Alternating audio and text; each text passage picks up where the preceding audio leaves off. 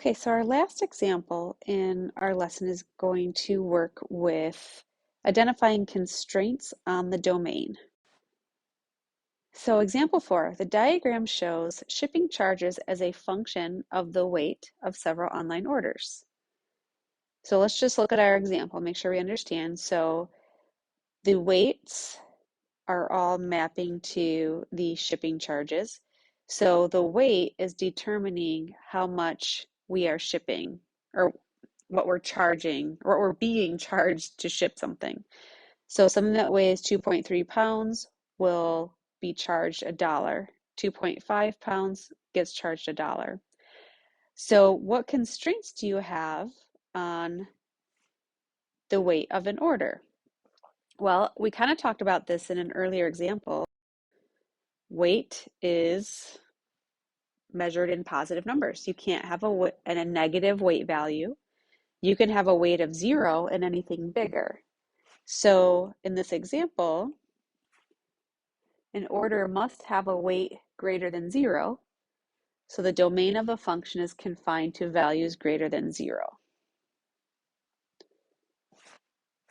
Let's write that out. So the domain of the function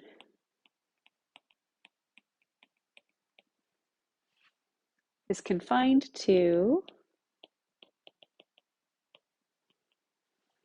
values greater than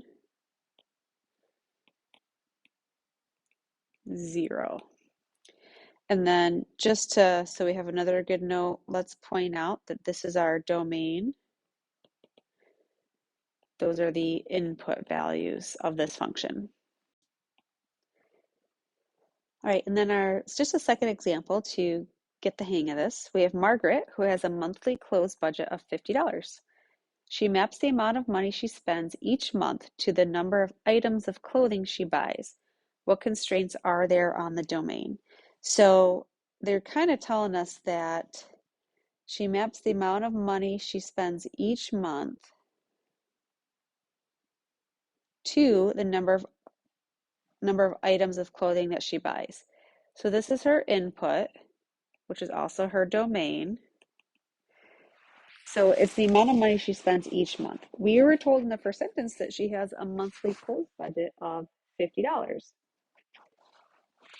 So that means that her domain, she can spend up to $50. Again, we're talking money, so you cannot spend a negative amount of money, but you could spend $0 and then she can spend up to $50. So all the numbers in the domain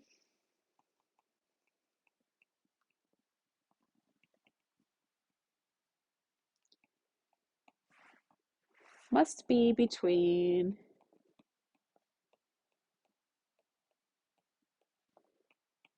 $0 and $50.